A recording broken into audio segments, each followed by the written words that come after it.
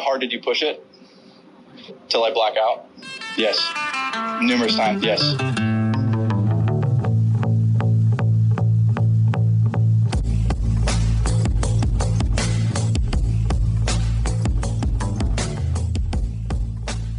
What's happening, Municipals? This is your boy, Big C and Ashton.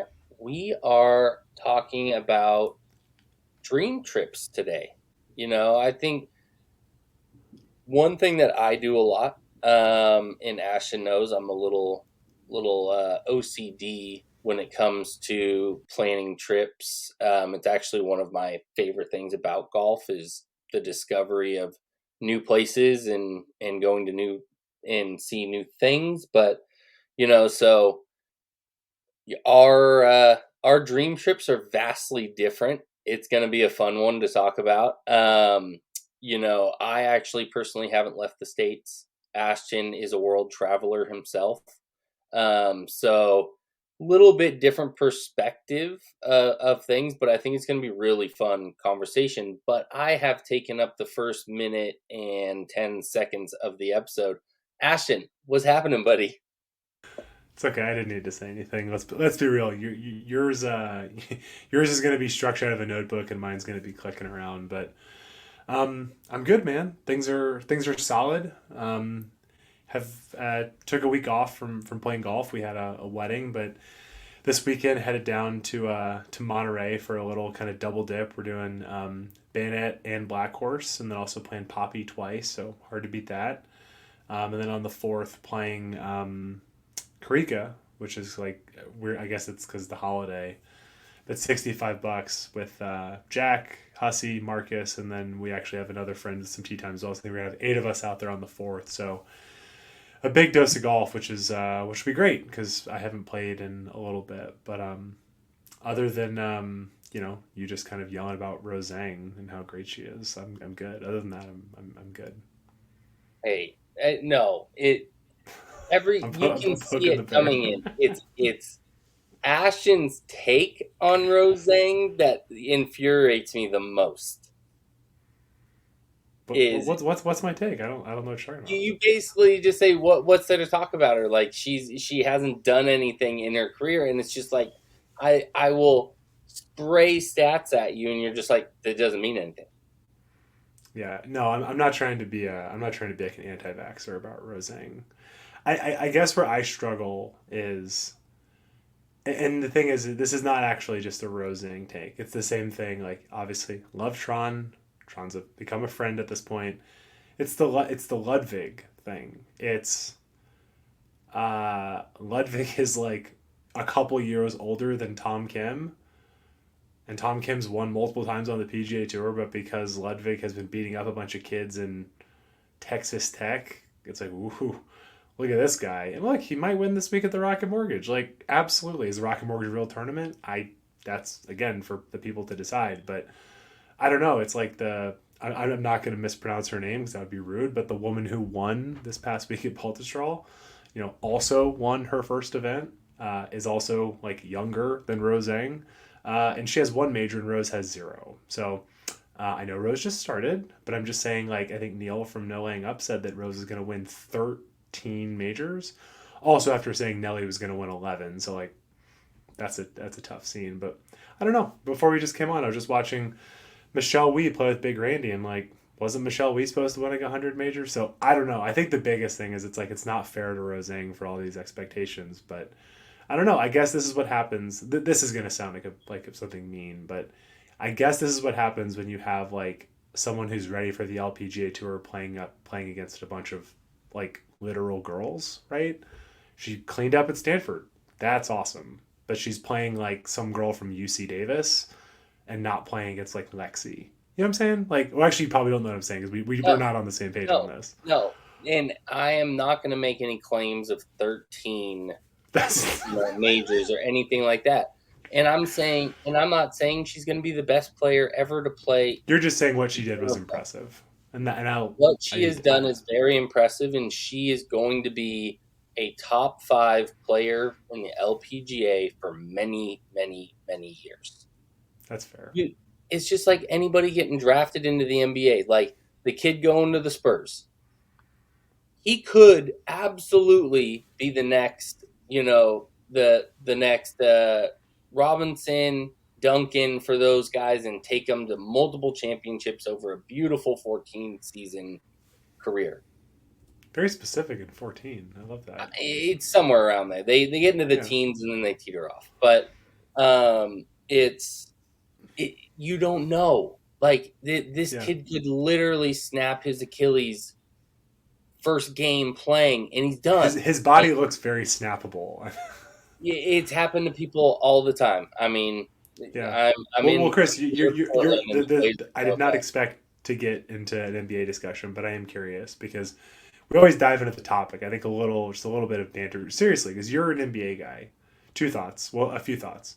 One, and let's make these quick hitters. What do you think about Wembanyama? Everyone seems to think he's like, I literally hear people saying, like, most people are saying it's more anticipated than LeBron, which feels crazy. What do you think? I think he's gonna win Rookie of the Year.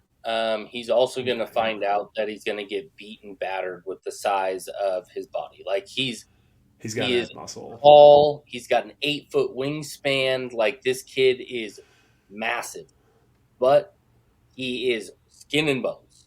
He looks like Kevin Durant when he came out of Texas to play for Oklahoma City. Like Durant had to put some weight on.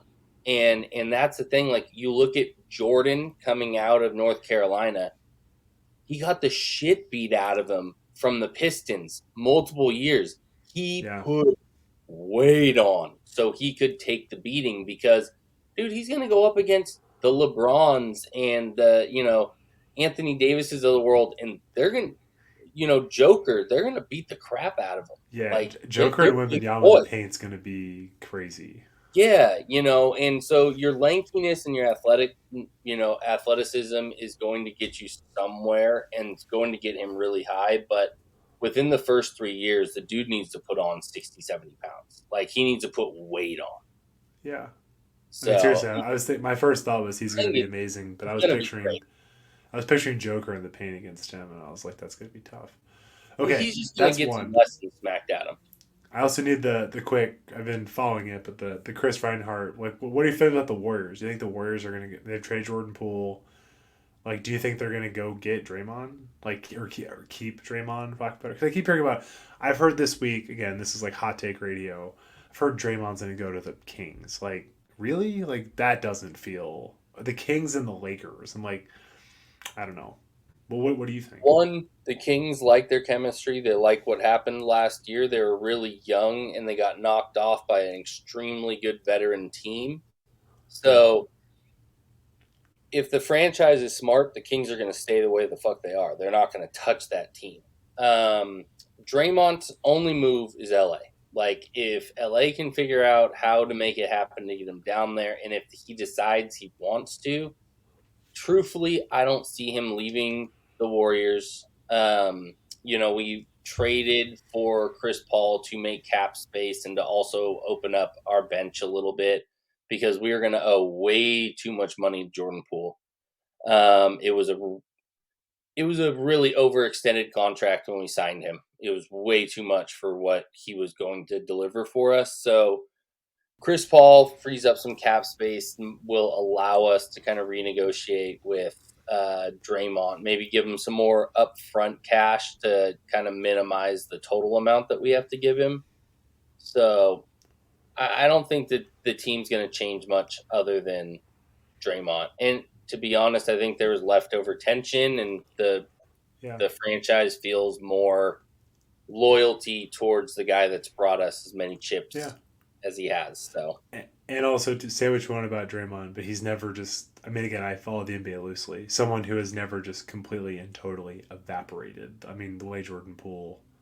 Like, I mean, again, I'm not a big basketball person, but like, Liz and I were watching, and I was like, isn't he like supposed to be like scoring a lot of points or like doing something? He just looked like a mopey wet rag on the.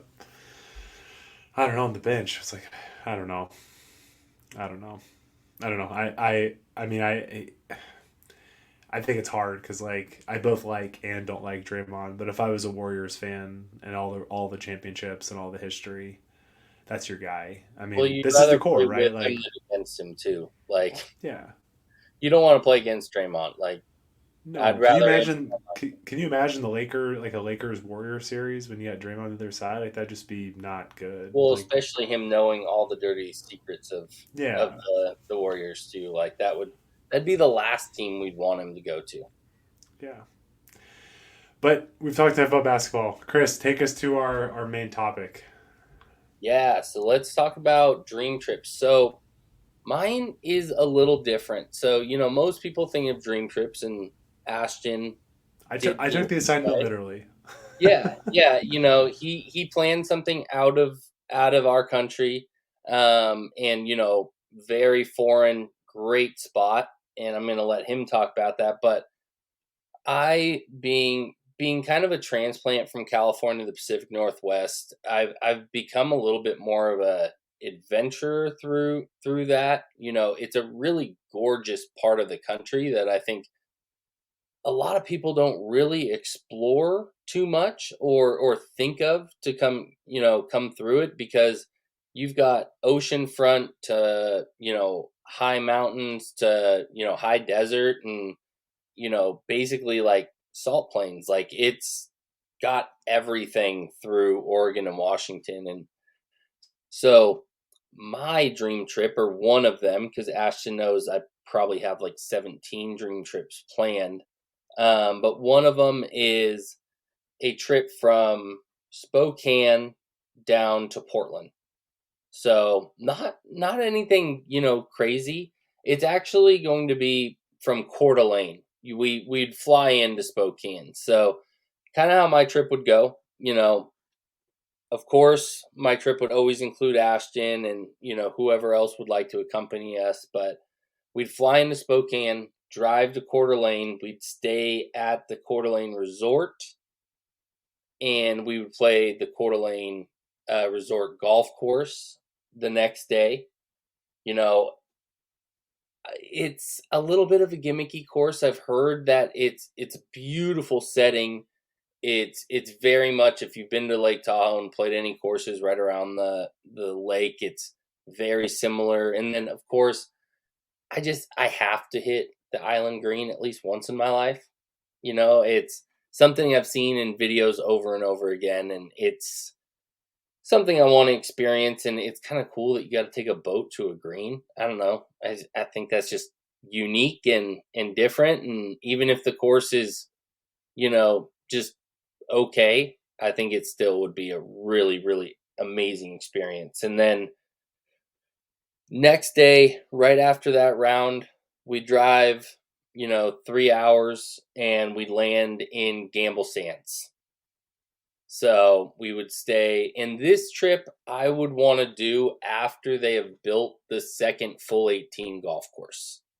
So because David McClay Kidd is out there right now. He's the original designer of the first course and the Quicksand, which is their challenge course. But he's actually building a second 18 on the property. They're expanding it. And so once that one's done, I'd love to spend 3 days at Gamble Sands, do some wine tasting while we're kind of in that area. The thing with my trip, I do want to experience that area and the Tri-Cities, and coming through the wine country of Eastern Washington. I would love to kind of do a bunch of wine tasting coming through there. So shout out our wine guy, Hussey. He would definitely have to be on this trip, because we would need his expertise to kind of plan parts of that. But spend 3 days at Gamble Sands. I think it would just be one of the most spectacular, regions to spend time at. It's a place that I've been dreaming of going, which sucks. I should have already at least made the trek out there, because it's not that far from where I'm at. I think we're looking at like about a 5-hour drive, but just haven't been able to make it happen, especially having my kid when I move back. But so Gamble Sands, new course, Quicksand, experience the area, do some wine tasting. And then after that, just southwest of Gamble Sands, there's resort course, and there's a few resort courses out there that I don't think anybody's really heard of. And Ashton, like, while I'm calling these out, you should actually look them up so you kind of like see what I'm talking about. No, that's what I'm doing for people. I'm not trying to. I'm watching a video. I'm not like looking at sports highlights. I'm looking at these places. But Chris, real quick, just so we can make this like a little bit of a discussion. Yeah. I just want to know because we're always thinking about budget. Was your perspective just like this is a trip I want to do and like I don't care about the cost, or is this a okay? Well, my thing is we are the Municipals, so it's a publicly accessible trip. I'm not going to put any courses in there that like a listener wouldn't be able to actually make this trip happen. But it might be one that you just plan for, not like a spur of the moment where we're just going to drop. You got it. This would be something you'd want to plan for because I mean, I was going to say just the Gamble Sands is like that is going to be a chunk of change. Gamble Sands Coeur d'Alene alone would be $2,000. I mean, plain and simple. You're at $2,000 just there, and we haven't even gotten through half of my trip. Yeah, it's probably so it's probably like a $3,000-$4,000 a person trip. I mean, it's a substantial trip, and that's why we said this is dream trips because. Well, for mine, for mine, if you book the tickets at the wrong time, you might spend $3,000 on flights. So. Many people could say that your trip is actually quite affordable because yours is all inclusive and mine you gotta fly. It also depends on where you're coming from or what part of the country. I mean, if you're flying from Florida to Spokane, Washington, I mean, you could be dropping $1,000 for a plane ticket for that round trip. So that's true. Chris, who this is not meant to trick you, and it's okay if you don't know who designed Coeur d'Alene. Like who did that? I do not know. I should have looked that up prior to. No, it's okay. I mean, because also part of this is like Coeur d'Alene is one of those places that like you want to play it regardless of the architect, right? Yeah. Like it's actually not important. I was just purely curious. The mystique has been built up from others and from other things that I've seen. When you take a boat to the green, like that's kind of it doesn't really matter who designed it, right? Yeah, it's got a floating green, like. I got to play it at least once in my life. Yeah. Okay. So no budget, and you're taking the dream emphasis on like you're gonna have a blast, but you're gonna pay for it. I wouldn't be skimping on meals or anything like that. Like if I'm at the resort, give me the whole boat. Like I want the best of what you got. Hell and there's gonna be no skimping. Multiple bottles of wine every night. Like. This would be a dream trip. I would be playing against you. Multiple bottles of wine. Yeah. Well, it's like the cookout last year, and I had like 5 Cadillac margaritas and popped it up on number 2, and Jack's like, "You've never done that before," and I was like, "I've never played golf this hungover," so like, that's the reason why. That's why. Yeah. Sorry. Keep going. Keep cooking. All right. So next course, from Gamble Sands, it's just kind of southwest of Gamble Sands, and it's a course called Bear Mountain Ranch. So kind of a crazy place. The views. So Ashton's gonna pull this guy up. Like first page that pops up, Ashton. Like. You got to tell the viewers what you're seeing. I mean, it might be one of the most spectacular looking views I've ever seen from a golf hole. So Ashton's still pulling it up. Let me know when you got it up. So, I mean, the views here. Oh, yeah, that's crazy. I mean, right? It's literally horticulture for miles across. It looks like wineries. Yep. Wineries. Yeah. I can't tell what kind of crops are kind of growing across there, but it's just like it looks like Mediterranean almost. And yeah. So this is in Chelan, Washington. Yeah. So it's just southwest of where Gamble Sands is, and so Gamble Sands is like this looks really cool, just west of Spokane. And I mean, I just stumbled upon this place. I haven't heard about this place from anybody. It kind of just, I was doing a little bit of searching along, Google Earth and just trying to locate some spots. And so Bear Mountain Ranch actually is, multiple courses there. So they've got Rock Island Golf Course, Alta Lake, and Desert Canyon. And it's all encompassing in this Bear Mountain Ranch, like, golf and like spacious living place. And like you can buy real estate out there. The public is able to play them all, but each course kind of has its own distinctive looks to it. Like Alta Lake is like wild desert landscape with like, burnt out fescues, but like gorgeous greens with really crazy undulation. And then you've got like Desert Canyon, which kind of looks like a course that would be plopped down in Las Vegas. And that's the one with the views across the river. I mean, it's just incredible. And then Alta Lake Rock Island Golf Course is kind of their. It looks like the easier course of them. It might have been one of the first ones that they put in. It doesn't look as spectacular as the other two, but they also look hard. Like the one I'm looking at is the rating is 74.6 and it's almost 7,300 yards. I mean, granted, it looks like it's hot and the ball's probably going to fly, but and you're in elevation up there. Big ballpark. Yeah, big ballpark, lots of elevation. Ball's gonna fly. It's gonna be a really fun spot to stop. It looks like if you though are having a bad day, you might like lose. It's to be clear, it's gonna be far better, but like it's got Tierra Hada vibes of like, because if you look at the routing, I can't tell which course. This is the Bear Mountain Ranch course. Like 1, 2, 3. The front 9 is like so spread out. Yeah, the front 9 is like so spread out. I'm guessing it's not a place you can really like walk at all. I'd probably imagine. They don't look extraordinarily walkable.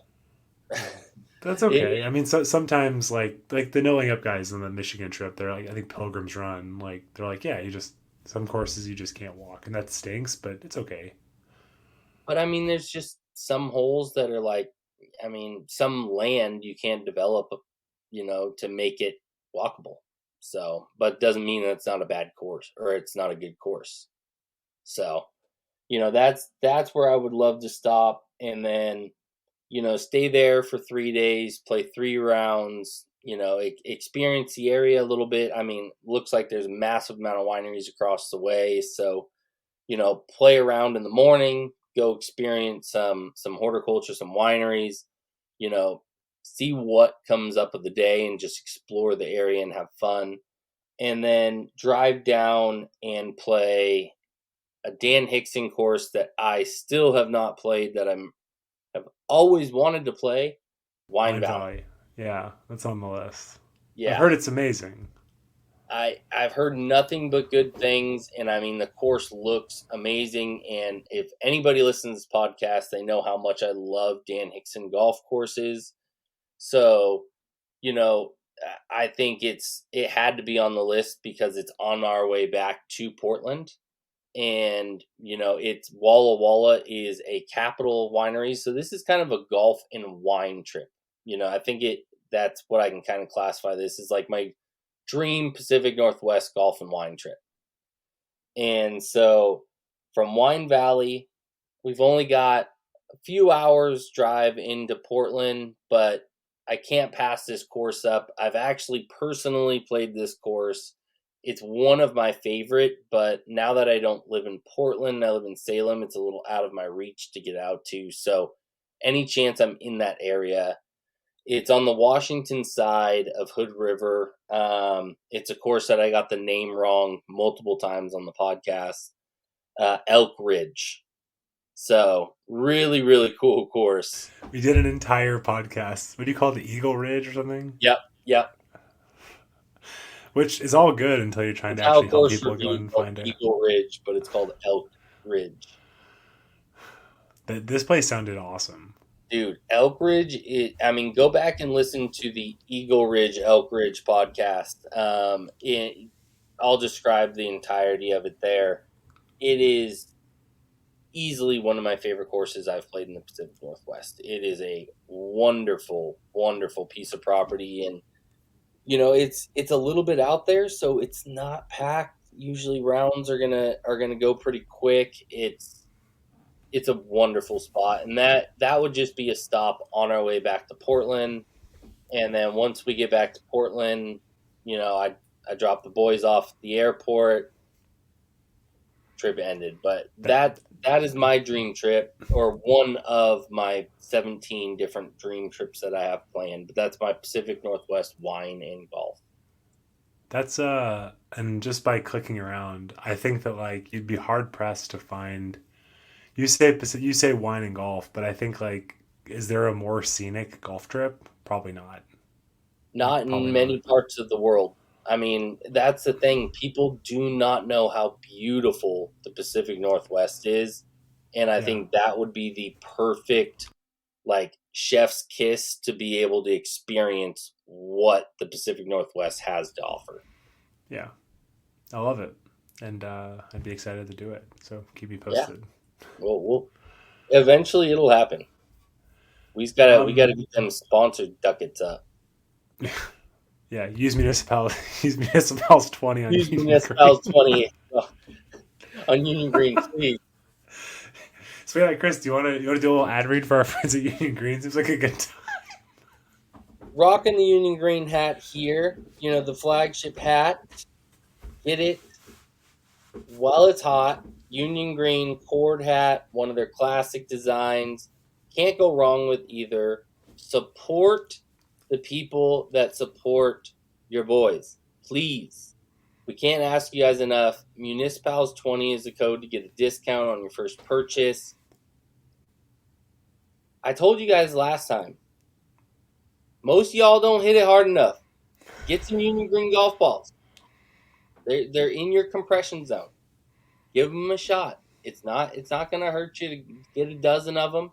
Give them a try. They're that affordable that you can just grab a dozen. If they're not your jam, it is what it is, but you got to give them a try because in our opinion, they're fantastic golf balls. We all know Pax is King Union Green golf ball. He is all in on it. It is his ball of choice. We love Pax for that, and also we love Pax for that. That's why we love Pax, because he uses a love Union Green Pax golf ball. as a Union Green golf ball guy, and their pullover thin lightweight hoodies, super good, are our favorite items that they sell. The Pour Caddy might be one of the coolest things I've seen a golf company sell. Check out the options that they have because they're doing things in a different way and they're doing it the right way. So check out Union Green, give them a shout, Municipal 20, and if you're finding any balls in the woods, Municipals 20. Municipals 20. You keep calling us the Municipals. Like that's not like I don't know what that is. Like, Municipals 20. And also, if you're in the Pacific Northwest, specifically around Portland and Salem area, and you're finding golf balls in the woods, please tag at Union Green when you find those, and they will send you a dozen golf balls. I have hidden balls throughout courses in the Portland and Salem area in the woods that are going to tell you, hey, if you're finding this ball, you probably need more. So contact our sponsor, Union Green, and get some free golf balls. So if you find them, tag them in them. They'll DM you, and you'll get some free golf balls. So yeah, and as a nice little segue, as a reminder, they were a great sponsor for the cookout, which was a big success. That was last week's pod. And also at the end of this pod, what we always ask is if anybody feels so inclined to talk about their experience at the cookout, to mention. So I think we have 4 or 5 friends who have done a little voice memos at the end. So stick around after we're done to hear about some of our friends' take on the cookout, and hopefully if some of you guys want to come to the cookout, and then we won't announce this quite yet, but our second event also taking place next year. We'd love to see some new faces. That's always really, really fun.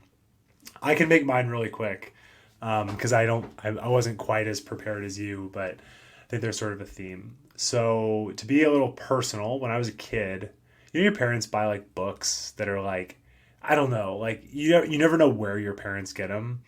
But the book when I was a kid that always had me most intrigued was the book about Australia. I remember there was this little girl, and I mean, it was so like, honestly, I sound like racist. I don't know the right word. It was literally a girl with a koala, which like, I mean, I don't think that happens. Like that's, that's like, I don't think that's actually how people live in Australia. But I just remember being like a kid, learning how to read, and really being gravitating towards the Australia book. Also, too, 'cause especially coming from the southeast, it's about as far from Australia as you can get. Like it's quite literally, I think Australia is like 16 hours from the Bay Area. It's like infinity from Atlanta. So there was always this sort of mystique. But as I've kind of learned more, I think this was sort of inspired by No Laying Up.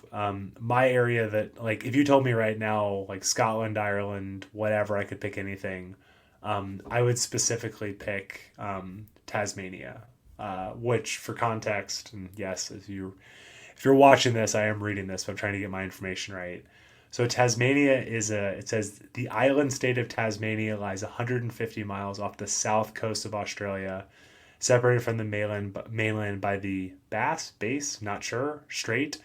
It says a former 19th century British penal colony known as Van Diemen's Land. Tasmania is now home to about 500,000 inhabitants, many of whom reside around the capital state of Hobart.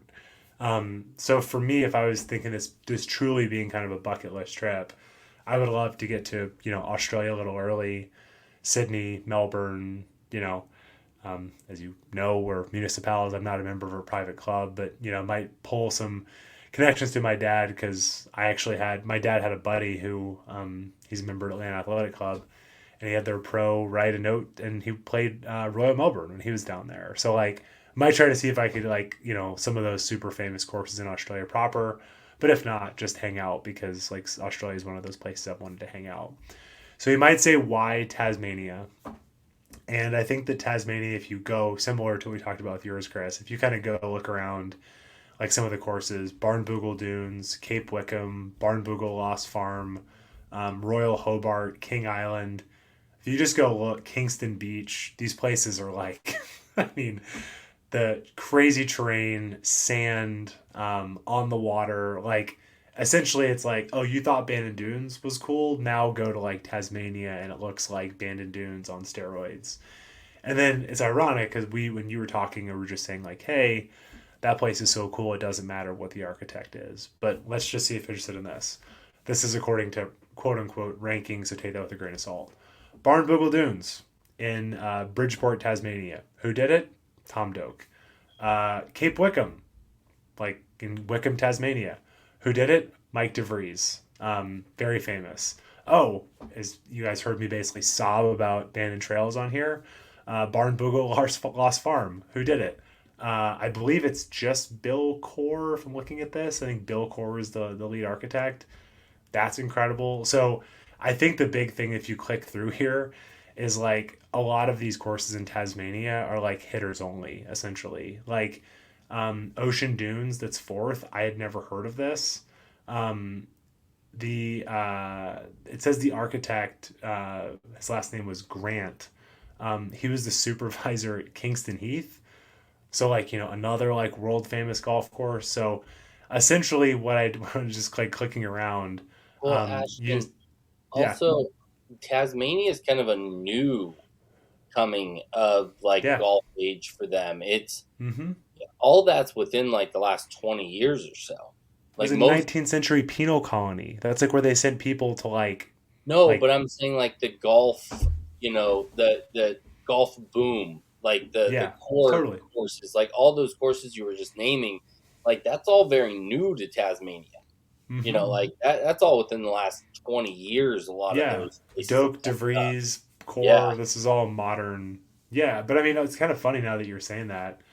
But it's cool because the internet is bringing these places Yeah, to light where it's like, if those were built in the 60s, anywhere before the modern age of internet, yeah, it would have been impossible to get the word out. And it's yeah, the same feel I have with Bandon is like, nobody on the East Coast would have known Bandon existed because they weren't going to host US Opens and PGA Championships out there. And that's how people knew about places like Torrey Pines and Pebble and stuff on the East Coast, because yeah, events like that were held there, where like the internet is bringing to light Tasmania and these places, so these yeah. architects can see the land and go like, well, shit, if we spend our time and we build these courses out there, people are actually going to come because they know they exist. Yeah. And the one honestly, I one of the ones I'm most excited about is being built. It should be done soon. It's called 7 Mile Beach. That's again a Mike DeVries design.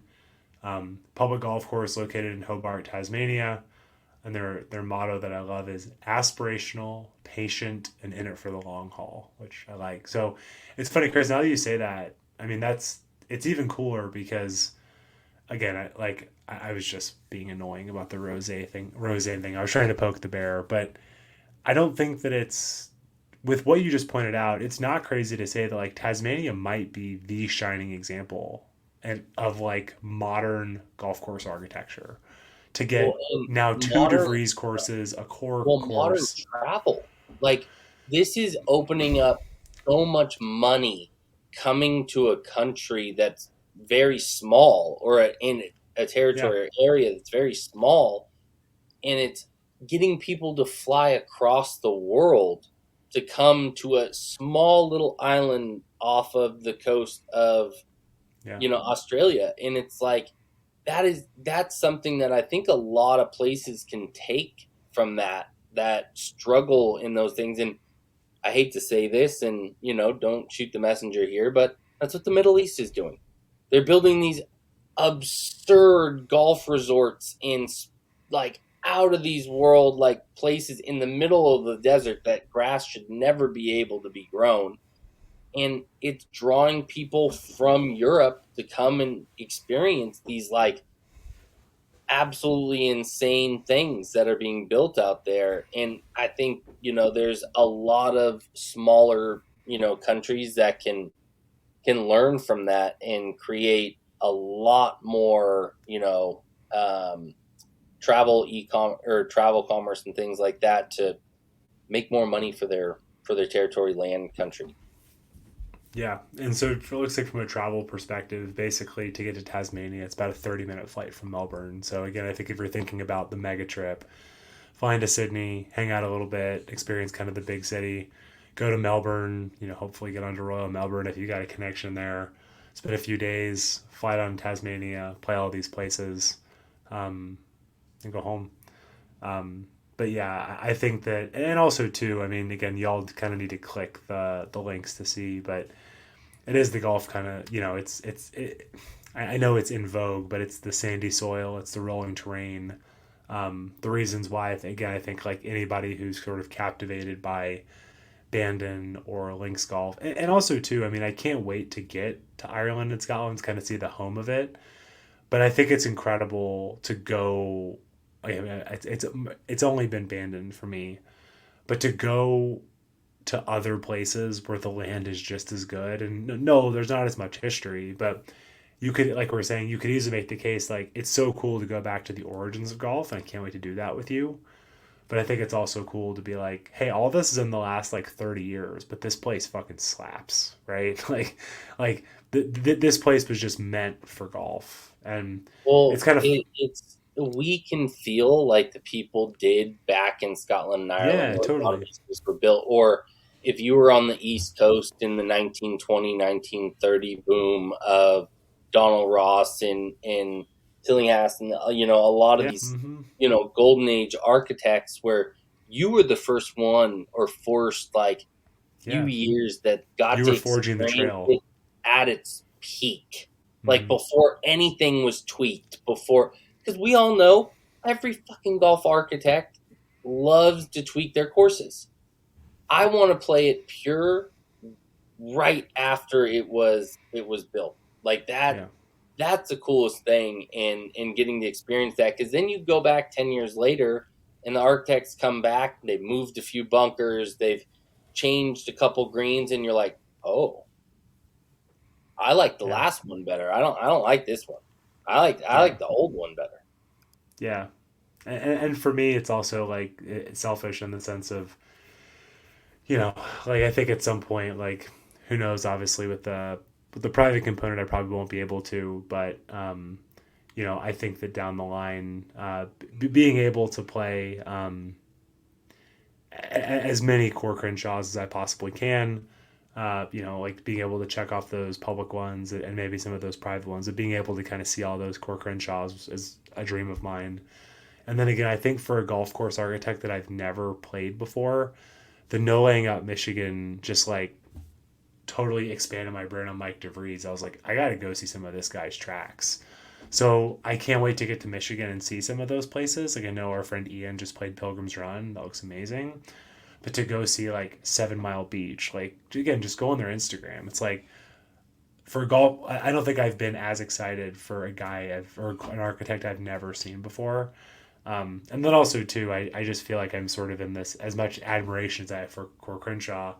I almost feel the opposite way about Doak, where it's like I just was so meh about Pacific Dunes, and it's like I now just want to go see more Doak. It's like no, I know this guy's amazing, and I know that I just kind of had a meh day out there, but like I don't know. It's like to go see like a Doak course in a different place, I think would also be refreshing. So to me, it checks off all the boxes. And again, all 10 of like just looking through the top 10 list, they all look amazing. But I think Tasmania just sounds like amazing. Because again, but like honestly, before I kind of did this research or from No Laying Up, like when you think of Tasmania, what do you think about? Tasmanian Devil. Like that's literally where my brain went.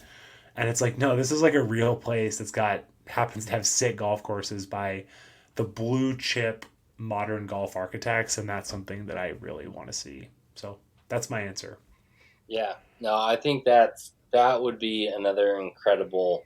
I mean, again, guys, we're always trying to ball on a budget, but these would be our dream trips, Well, like with I no. think I think the Tasmania trip would probably be like 10 or 11 grand a piece. Like I think that's like next level. Like, I don't know. These are public. They're probably like well, what's the thing they say in Ireland? It's like you're welcome to play as long as you have a credit card. I think that's probably the case here. So, but hey, you got a dream, right? You work so you can play, and hopefully in the future we have some play down the line. So yeah, I think we'll have to talk to Sean. Sean from Chasing Aces, I think, went down to Tasmania. I think he played. I think he went down there. We'll have to talk to him about it. I think he played Barnbougle. Chasing Aces? Yeah. Sean Ogle? Oh, you mean Breaking 80. Oh, yeah. Sorry. Brand Synergy. Yeah. Breaking 80. Yeah. Yes. Sean. Yeah. Sean from Breaking 80. I think he went down and played Barnbougle and stuff. And we'll have to ask him about that sometime. Yeah. No, definitely. Apologies to Chasing Aces. That's a great brand as well. Yes. Shout out Jeff. Yeah. But yeah, I think they're both going to be trips that eventually in our lives we will make them happen. I think I think this should be something that we do periodically throughout the thing. Do kind of like some dream trips, or maybe we'll have if any listeners want to reach out and be like, hey, if you were to start here and you're driving across country, what kind of trip would you plan? Like, give us some ideas, guys. Like we would love to do episodes with some ideas from listeners. So shoot us a DM.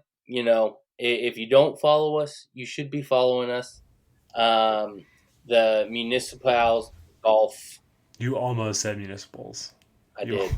The Municipals Golf at Instagram. We have a Twitter. Ashton doesn't do anything on Twitter. I deleted it. Yeah. No. I mean, you don't want to hear our thoughts on, like, we can barely do spoken thoughts, much less. Although I will say, to give us one little plug, one thing that is really cool about Union Green is, Meredith at Union Green, she's really been asking us, because we're I'm not even going to say we're experts. We're all things public golf. If you go on their Instagram as well, you'll notice that we've been doing some write ups about places, and that's been fun to like take some pictures. And I mean, it hasn't been long form at all, but you'll definitely kind of keep seeing those coming out from us, just about places, places we play, places we enjoy.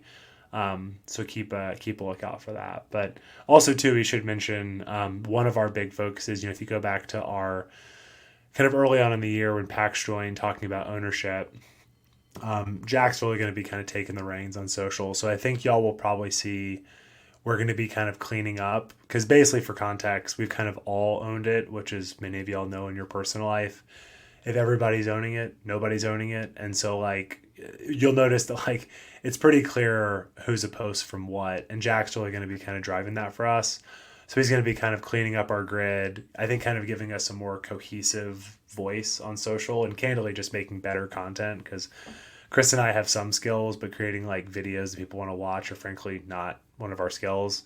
So if you kind of notice, if you're on social, being like, that looks and feels a little bit different, you're going to be kind of seeing Jack's creative vision for kind of where we're headed. And of course, obviously down the line with the video content, that'll be kind of a collab between Jack and Pax. But specifically on social, you're probably going to see some tweaks, and that's intentional and on purpose. And that's going to be kind of spearheaded by Jack. So, but yeah, like I said, right after this, we're going to have a couple thoughts and feelings about the cookout from our friends.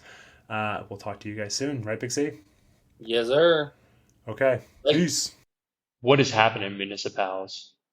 This is Chris Hussey, Team Hamburger Workhorse, 3-0 at the cookout. Very, very thankful for everything you guys have done. After 2 years of the event, this is by far the most important date on my golf calendar. Not only is Soul Park a fantastic venue, but the event creates friendships and memories that I'm going to cherish for the rest of my life. As Ashton likes to say, it's about the golf, but it's also not about the golf.